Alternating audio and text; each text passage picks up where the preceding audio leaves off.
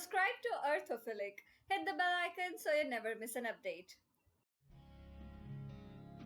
Hello everyone and welcome back to my channel after a really long interval.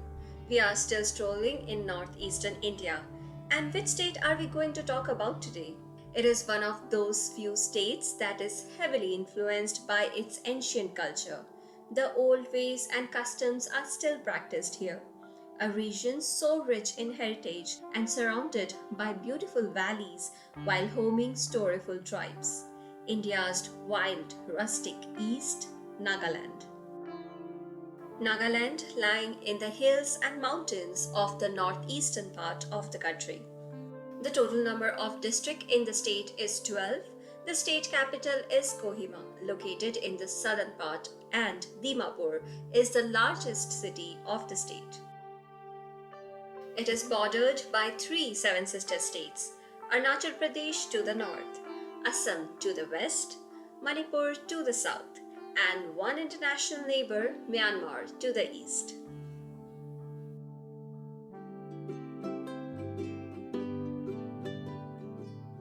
The ancient history of the Nagas is unclear. Tribes migrated at different times, each settling in the northeastern part of present India. With the arrival of the British East India Company in the early 19th century, Naga tribes were characterized by suspicion and conflict. In February 1851, at the bloody Battle of Kikroma, people died on both the British side and the Naga tribe side. After the war, the British adopted a policy of respect and non-interference with Naga tribe.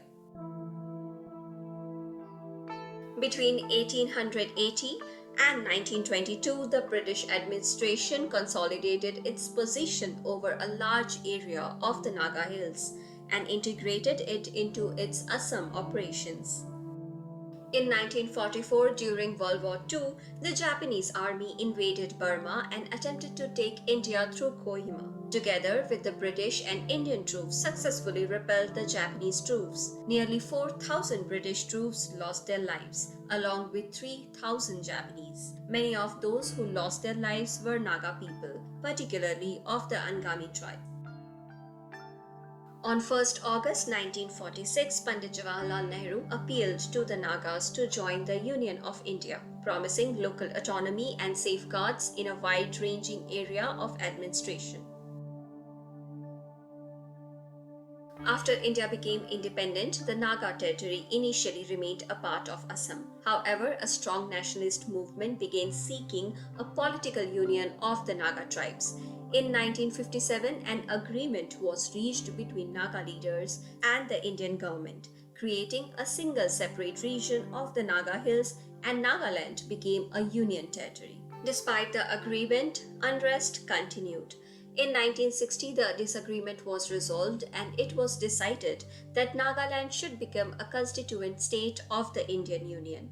Nagaland received statehood in 1963.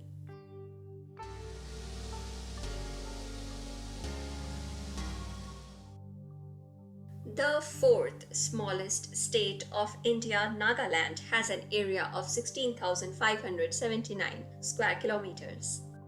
Nagaland is largely a mountainous state. The Naga Hills rises from the Brahmaputra Valley in Assam and rises further to the southeast. Mount Shiramati, at an elevation of 3,841 meters, is the state's highest peak. It also acts as a natural barrier between Nagaland and Myanmar.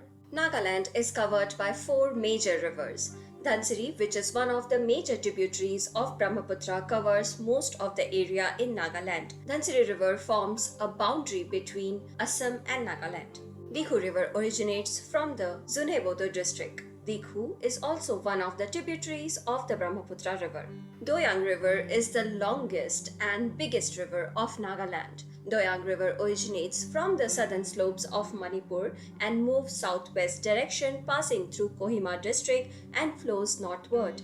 Doyang River finally drains into Brahmaputra. Tizu River runs through a northeast direction and flows through the Zunheboto and Phek districts. Tizu River flows into the Chintwin River of Myanmar.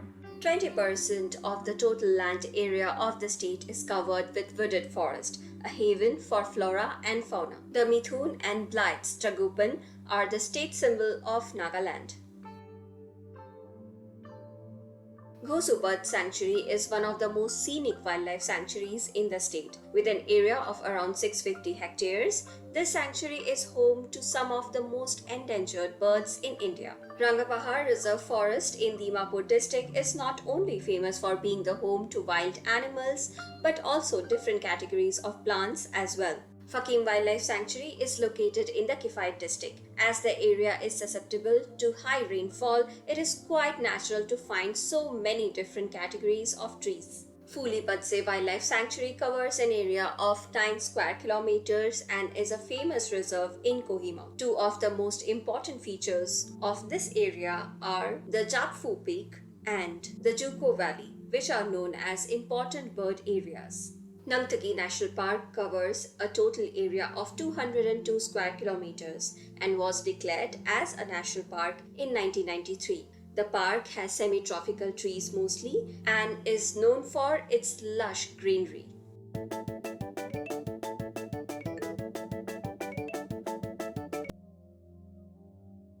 The population of Nagaland is around 19,80,000. Nagaland is the first and the only state in India to register a population decline of 0.47%.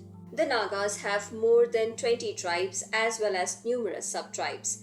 Though they share many cultural traits, the tribes have maintained a high degree of isolation. The state is home to 16 major tribes: Konyak, Sumi, Ao, Lotha, Chakhesang, Angami, Pho, Sangtam, Yimchungar, Jeliang, Chang, Rengema, Khiam-Niungam, Kuki, Pochuri, and Kachri tribes. Religiously, 88% of the population are Christians, making it one of the Christian majority states in India. Hinduism is the second largest religion in Nagaland with 9%. Hindus are concentrated mainly in Dimapur and Kohima districts, followed by Islam with 2%, and rest of the population consists of Buddhism and Naga folk religion. Though there are 931 females per 1,000 male in the state, which is lower than the national average, women hold a relatively high and honorable position in Naga society. They work in the field on equal terms with men and have considerable influence in the tribal council. The literacy rate of the state stands at 80%. The Naga tribes lack a common language. There are about 60 spoken dialects. In some areas, dialects vary even from village to village. But English is the official language of the state.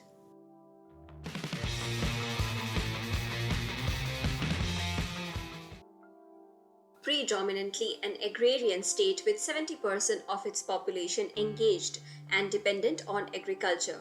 Traditional jhum or shifting cultivation is popular in the state due to topographical terrain. The main crops are rice, millet, maize, and pulses. Cash crops like sugarcane and potato, soybean, and banana are also grown in some areas. The state is rich in mineral resources such as coal. It has an assumed reserve of 317 million tons of coal. Nagaland is the third highest producer of cobalt in India. The other minerals include limestone, nickel, chromium, and marble. Nagaland is yet to fully explore its huge estimated reserve of natural oils.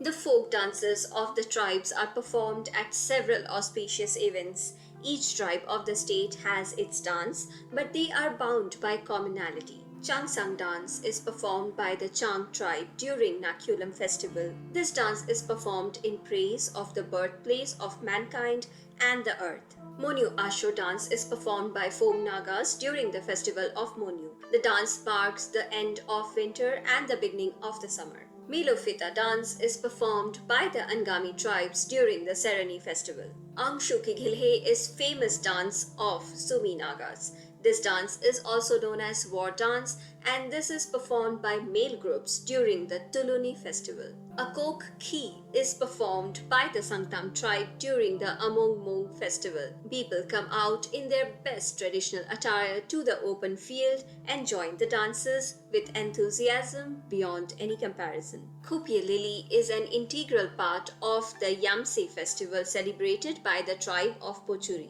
This dance is participated by women folk only. Nagaland is known as the land of festivals, and I'm going to explore these festivals in detail. And trust me, the celebrations and their backgrounds are as vivid as the tribal outfits of the Nagas. The famous, world famous Hornbill Festival, borrowing its name from the bird of the highlands, the hornbill. This festival is meant to celebrate the spirit and the cultural diverseness of the state. The Hornbill Festival is also called the Festival of Festivals because of its grandness and festive charm. Alayang Festival, celebrated by the Konyak tribe in the Mon district. The Alayang festival is celebrated during the first week of April every year. Rooted in agrarian beliefs, this festival marks the onset of the spring season. Serani, meaning sanctification, is a 10-day long festival observed by the Angami Nagas. It is celebrated around February. Serani festival is linked with the initiation of adulthood for the young members of society. Sukheni is a festival that is mainly held in the Phek district and celebrated among the people of Chakisang tribe. It is held mainly during March. They firmly believe the rituals of the festival will affect their harvest for the upcoming year. Motsumong festival is observed by the Ao people. Unlike other festivals, this one is celebrated after cleaning the field and sowing seeds. It is a 3-day long festival observed in the first week of May. The festivity is marked by exuberant storytelling, songs and dances. These extremely rejoicing sessions end with a tug-of-war game between men and women in which the women folk always win. The men says that the beauty of the women makes them forget about the game and they are always happy to lose. That's so sweet. The festival of Tuluni is celebrated by the people of the Sumi tribe during July and is celebrated for 3 days. The people of the Sumi tribe celebrate this festival to create harmony among themselves and to make the young couples feel at home.